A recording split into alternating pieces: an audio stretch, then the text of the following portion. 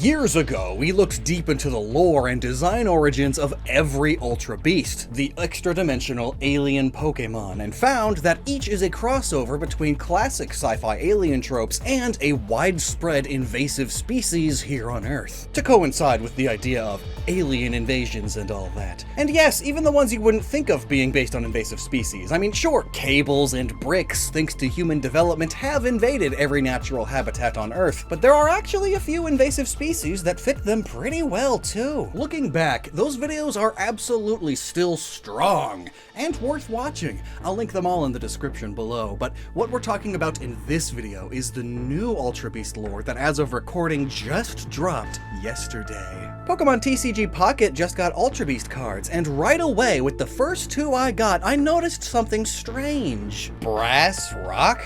What kind of name is Brass Rock? Are its bricks a strange alloy of brass and alien minerals? I suppose it is steel rock type, or like metal, in the card game. And Naganadel, Electro House? What business does Naganadel have with electric moves? It doesn't naturally learn any. And wait, House is also not like a move at all. It is an unaffordable dwelling, a long-running medical drama, a music genre. Brass rock. It's rock music with brass instruments. Whoa! And sure enough, when we look at the rest of the Ultra Beast cards here, they each have at least one move that's named after a music genre. So, like me, you may wonder why, given that none of the Ultra Beasts themselves are particularly musical. None of them have instrument bodies like Cricketune or pop star microphones a la Meloetta. They're all just monster aliens. But you know what this musical move idea does to them? It introduces another major sci-fi alien movie trope. Close Encounters of the Third Kind is a classic 1977 sci-fi thriller directed by Steven Spielberg, which started and popularized quite a few alien tropes. Most importantly for us is this moment. Aliens and humans have made first contact, and as a sort of greetings, we're playing music and flashing colors at each other? Well, yes. What are we saying to each other? Seems they're trying to teach us a basic tonal vocabulary. A deep understanding of music is one of the things that separates us from animals. It's a sign of high intelligence. Two musicians who've never met before can start a freestyle jam session and quickly harmonize because they both have a deep understanding of melody and flow and all these other musical terms. Music is just math after all. Patterns. So, the aliens thought, since we have no idea about human knowledge or if their anatomy even allows them to make the sounds of our language, assuming our language is even vocal at all, we'll communicate through music. Also consider that music is probably how aliens will find us in the first place. Consider the Voyager 1, the first spacecraft we've made that has left the solar system. It's got a golden record on it, with pictures of our species, a star chart to help them find the planet, and music. Also consider that we've been broadcasting music out into space at the speed of light ever since the invention of the radio in 1895. Put in simple terms, any alien within 130 light years and radio technology would be able to pick up on that, and that distance is constantly growing at the speed of light. And it's the same for alien worlds broadcasting their own radio waves too. Maybe Earth will eventually drift into the bubble of alien radio signals. Our interspecies, interplanetary contact begins, most likely, with music. That's what we play the most of on the radio, after all.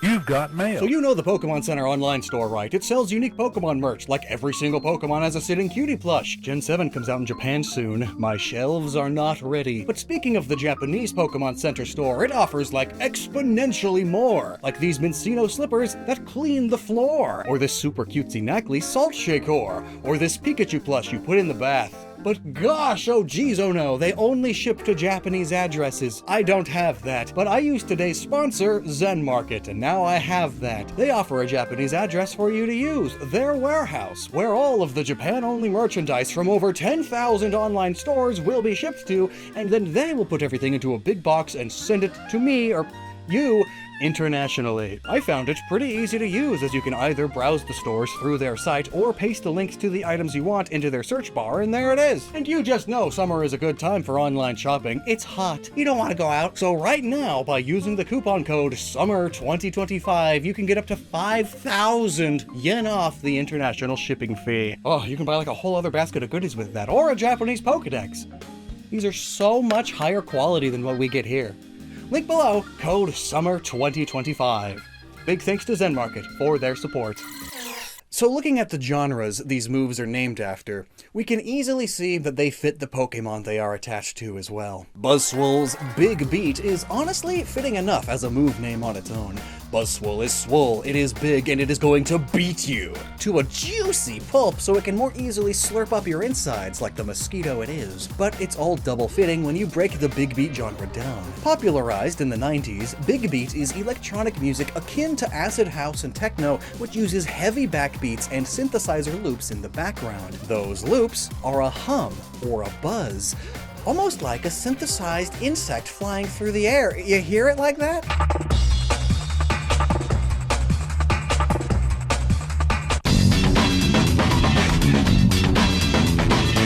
And plus, at least in the 90s, it was one of those genres that exuded toughness. Don't mess with me, I'm street smart. Yeah, I'm strong, I'm urban. Whole milk mozzarella. Xurkitree's is the most obvious, Electronica, because not only is it an electric type, or lightning type in the case of the cards, but it's also literally electrical cables. Electronica is entirely synthesized electronic music. Simple as... But Kartana! Thrash metal? A genre that takes heavy metal to its most aggressive and speedy extreme? For the 80s.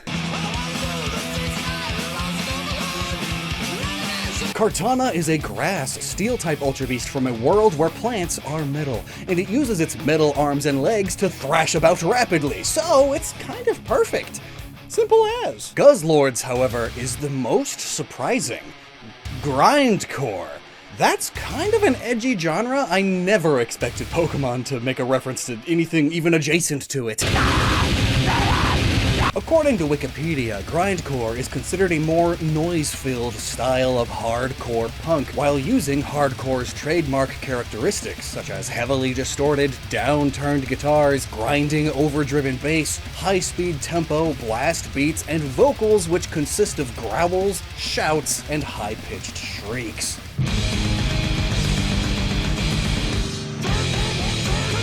And oh my gosh, remember Anime Guzzlord? A lot of the art on Grindcore albums I can't even show you without warnings or losing monetization, so I'll just tell you what's on most of them. Detailed depictions of vomit and flesh-rotting diseases, particularly gruesome depictions of murder, such as with chainsaws to the abdomen. Actual photographs of actual corpses, including of band members who passed before the album was published. Art showcasing organs and blood strewn about a casino whose patrons seem to enjoy adding to it violently. It's not my thing. But one of the things that Guzzlord is an industrial trash compactor and shredder, grinding, crushing, and destroying anything that goes inside of it. Crushing cars, metal scraping against metal and tearing it doesn't exactly make a pleasant sound. So maybe that's the idea. It's also the only Ultra Beast that's like kind of canonically a villain. Canonically, they have ended worlds, so yeah, as it starts chewing up people and Pokemon, its mouth will start to resemble Grindcore album art. So how about something nice now? Pheromosa's jump blues is fitting due to its particularly athletic nature. It jumps good, half of its moves are about jumping good, and it would dance well too, but it's deeper. Jump blues is an up-tempo style of blues, jazz, or boogie-woogie that, like jazz as a whole, many associated with inner city life, which itself is not only associated with thin, supermodel-y city girls, but also where cockroaches proliferate. And also, maybe this is just a vibe, but I feel that the art styles associated with the genre feel fitting of Pheromosa, especially given her eyes and the shape her body makes. But I couldn't tell you exactly why I feel that way. Nihilego's got New Wave, which, while technically is a genre, works better as a musical umbrella term for many others, such as synth pop, post-punk, and alternative dance. It's very much got that iconic 80s pop sound, but in a new, more wavy way. Being both wavy and pop is kind of perfect for Nihilego, who's partially based on jellyfish, who ride the waves of the ocean and all, but also, given that they follow the alien trope of attaching to humans and mind-controlling them, that just falls in line with the more cynical idea of pop music. Pop music is music that's designed to be popular and profitable above all, to spread a certain message, to further reinforce what you, the producers, like and would like you to consume more of. It's all about control and keeping you a customer. Yes, buy all the albums and merch, all of it. You cannot escape this music. It's on the radio. It's playing in every store, making you more and more likely to buy certain things and listen to our subliminal messaging to maintain the status quo of our own wealth. Poipole's got two-step, which is short for two-step garage. It's garage music, but with an iconic 1-2-1-2 beat.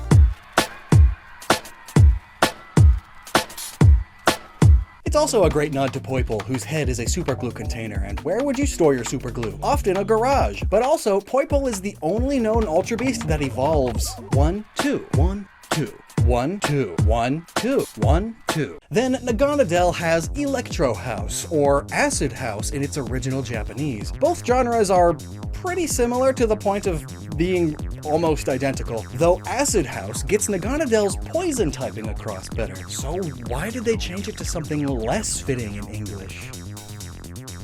Oh, is it because of the drug? Muck, use acid. Muck.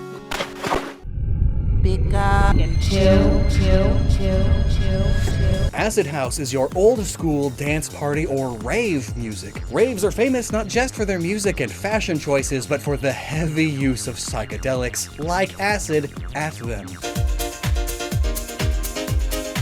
And in your typical American censorship fashion, references to insane violence? Totally fine. But a reference to a drug at a party with a bit too much skin exposed? Nuh-uh. Not in my Christian card game. Stakataka, brass rock, also known as horn rock, is a genre that emerged in the late 1960s. It's pretty simple to explain. It's sort of your typical 50s, 60s rock and roll, but they began adding brass instruments like trumpets and saxophones to it. Stakataka is a bunch of bricks, so a bunch of rocks, and is rock steel type, so I guess there's your metal, brass, so that's easy. But each brick is an individual life form, and the more complex rock music got, such as by adding a whole new class of instruments, the more and more people you needed in the band, all working in perfect rhythm and harmony to give you that good sound. Celesteela's got Moombahton, the newest of the genres here, starting in 2009. Moombahton combines house with reggaeton, which itself is reggae, but electronic and more Latin. In fact, the ton in the genre name comes from the Spanish suffix for big, and Celesteela is the biggest Pokemon weight-wise. A key part of the genre is a thick and spread out bass line, dramatic builds, and a two-step pulse, perhaps akin to its two huge rockets, spreading out its own bass. Rocket launches and space stuff in media tends to have slowly building dramatic music to go along with it too, but not exactly like...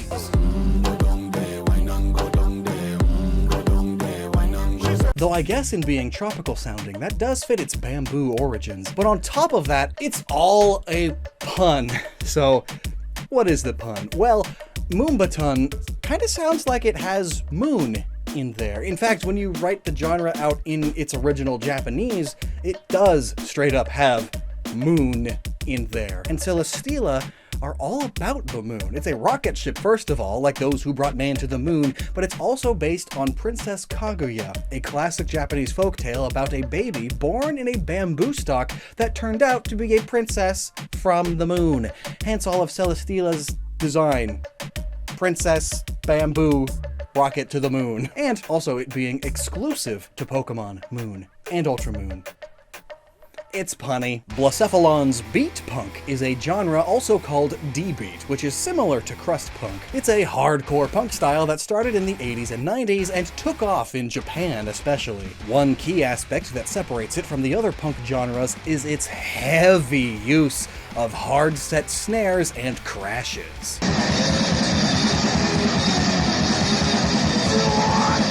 It's also inherently explosive and in-your-face political. A scream about the government until your head explodes kind of genre. Dusk main Necrozma. Black metal! He would be a black metal fan, wouldn't he? Literally, it's the steel-type Solgaleo, so metal, plus Necrozma, who's all black. And about death and stuff. Plus, the words aside, the genre fits well. Black metal is an even more extreme subgenre of heavy metal, featuring fast tempos and shrieking or guttural vocals.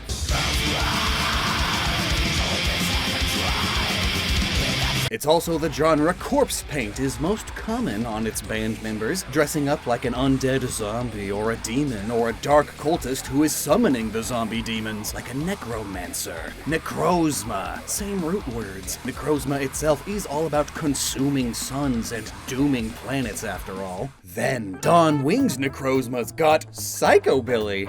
Such a fun name.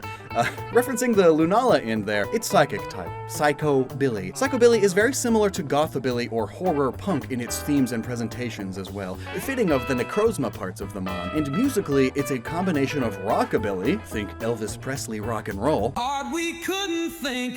Blue moon boogie. and then you mix it with more modern punk rock to get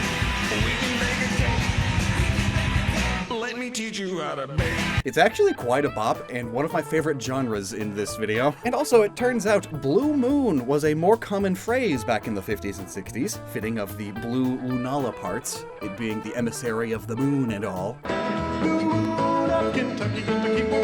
Lastly, it's Ultra Necrozma, the dragon of pure light. It gets shoegaze, which is sometimes called dream pop. It's a typically indie alternative rock that feels as ethereal as can be, like a dream.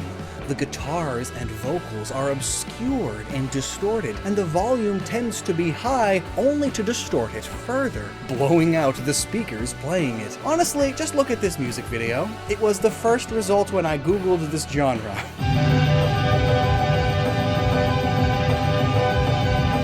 Its visuals get the mood across perfectly. Everything is blurred and blown out and ghosted.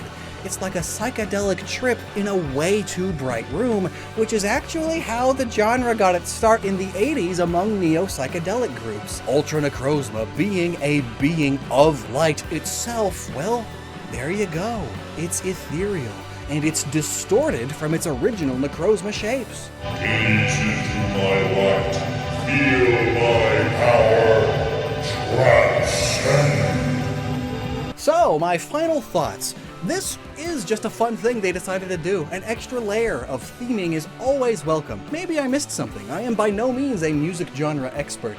So add more below, where you'll also find links to those more in-depth Ultra Beast videos, and never stop using your noggin. I'm so sorry.